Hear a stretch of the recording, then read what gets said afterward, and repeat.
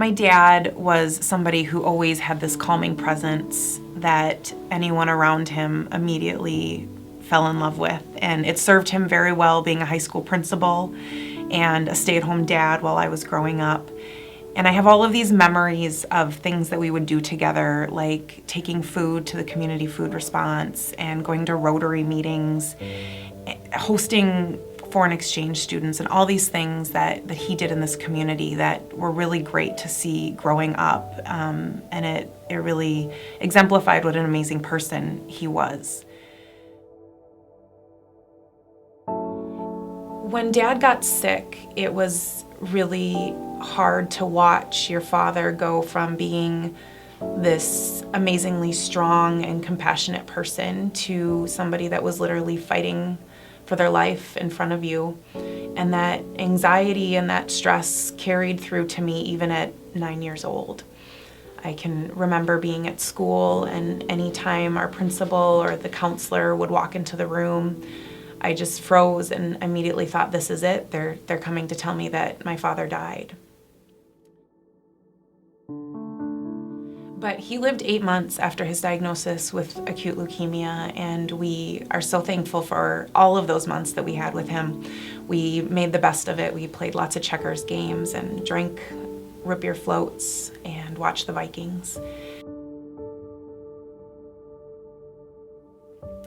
When I turned 18, I started getting recruiting flyers from the Leukemia and Lymphoma Society to get involved in a program called Team in Training.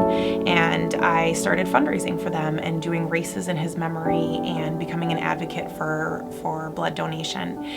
And as these events and these fundraisers grew, I started interacting with people that were dealing with blood cancers in our community and hearing stories about local people. And I really wanted to help them. I wanted to help this community like Dad did.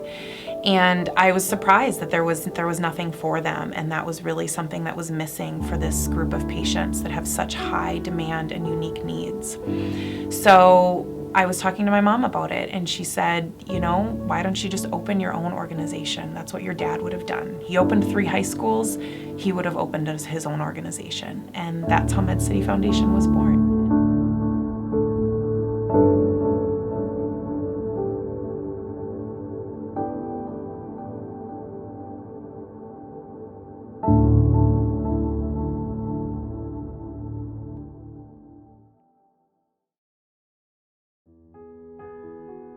My name's Donna Zimmerman. I'm from Stewartville, Minnesota. I have non-Hodgkin lymphoma. I was diagnosed in July. They found it in my blood. So Dr. Robin told me that I had to quit my job because I have chemo every 8 days, and it makes my blood drop. And you can feel it when your blood drops, because I have to keep on going, because that's the way life is. It just makes it rougher, because you're not used to coming into town every day like I have to do. I have to come in town every 8 days for chemo. I have to go in and give blood every Monday and Thursday, and it makes it rough. Harder for me to come into town. It's hard to buy gas. I don't like taking handouts. I don't like asking people for money. That's the hardest part. MedCity Foundation sent me all those fantastic gift cards. That helped me out. That made me feel good. I sat and cried when I got them. Someone gave them to MedCity to hand out to people like me.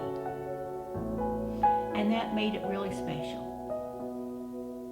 But, like I tell people, it's in God's hands.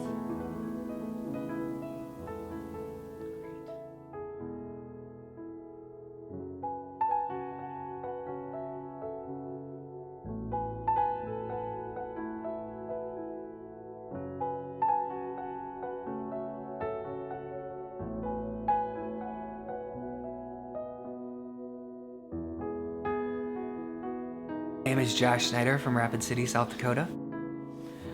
I was diagnosed with acute lymphoblastic lymphoma in February of 2015.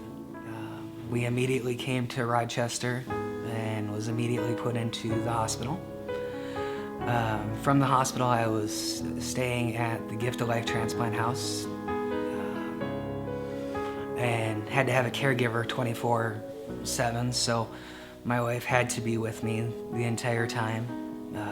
Yep, I have 5 children, ranging in ages from 12 to 7, and they have been very understanding, however, scared that we've been gone so much. So it got to be Thanksgiving time. We had been hopeful that we'd get to go home. It was, Thanksgiving was about 55 days post-transplant, and through MedCity, they made it possible that we were able to bring the kids to us for Thanksgiving. The kids came with my mother-in-law and were able to spend 5 days with us here at the Broadway Plaza Hotel. Spent a lot of it swimming in an amazing pool. The kids had a blast, watched movies, played board games, all in this just amazing family-sized hotel room.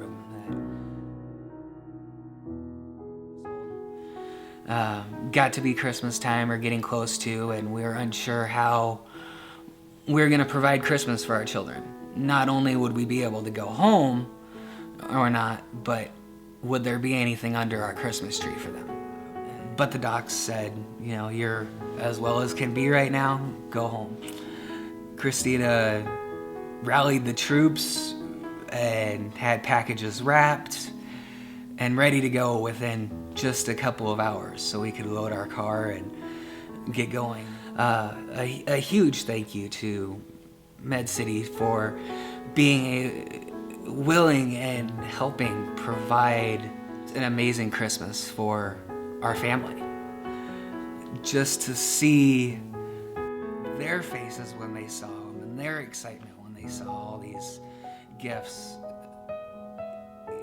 You can't take that feeling of overwhelming gratefulness away from my wife and I and our children. So, I don't know what else to say.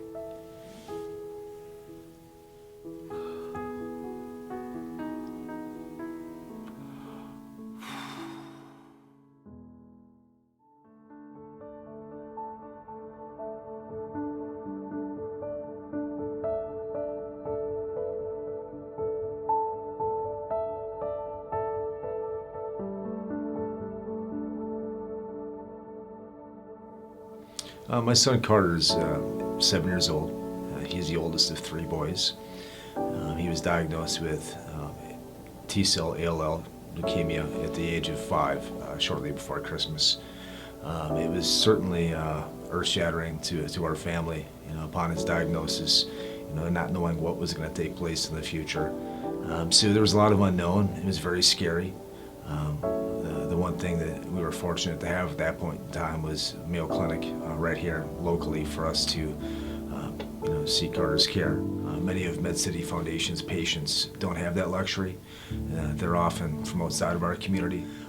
It's staggering the number of individuals out there that do need this types of assistance, and in order for us to serve all patients as we hope to do, we're going to need a lot of support from the community, and your donations, no matter how big or small, will make a difference to these patients.